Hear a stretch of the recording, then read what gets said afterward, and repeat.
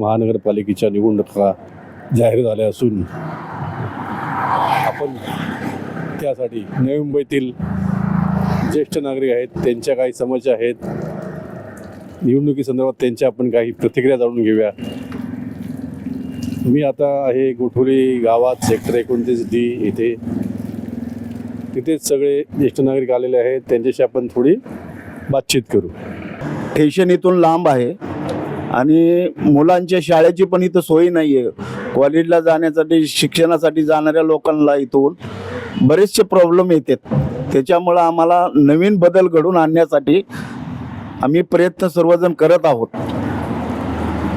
पण आता जवळजवळ 10 वर्षांनी नवी मुंबई महानगरपालिकेच्या निवडणुका लागल्यात, बरोबर आहे. आता ह्यात युती होते, महायुती आहे, महाविकास आघाडी आहे, शिवसेनेचे 2 गट आहेत, अनेक NCPचे 2 गट आहेत, बाकी इतरही पक्ष इच्छुक आहेत. त्याबद्दल सांगा तुम्ही. मला सर्वांची आता इच्छा आहे की बाबा आपणच यायला पाहिजे असं असतंच, पण जो काम करणारा व्यक्ती आहे त्यांचा आम्हाला सर्व लोकांचा पाठिंबा राहणार आहे अशी आमच्या सर्वांची इच्छा आहे. मधुकर सीताराम मयेकर. इथल्या रहिवाशांना जाण्या येण्याचा भरपूर त्रास आहे. इथे ना गाडी ना रिक्षा पण नाही वेळेत मिळत, अशा काही गोष्टी आहेत. आणि लाईटवर आम्हाला लाईटच्या पण प्रॉब्लेम आहेत. वरच्या वर लाईट जातात येतात.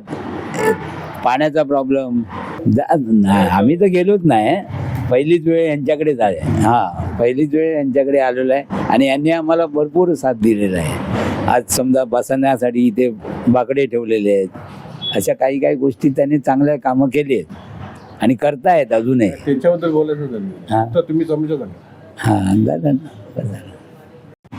मैं रमाकांत गुप्ता गोठी वैली और गांव में रहता हूँ, और वहाँ पर जो है धनसिरी पार्क एक बिल्डिंग है, उसमें हम लोग रहते हैं. 5 दिन पर पानी आता है और उसके लिए मैं अर्जी देना चाहता हूँ. दिया भी था लेकिन कोई सुनवाई नहीं हुई.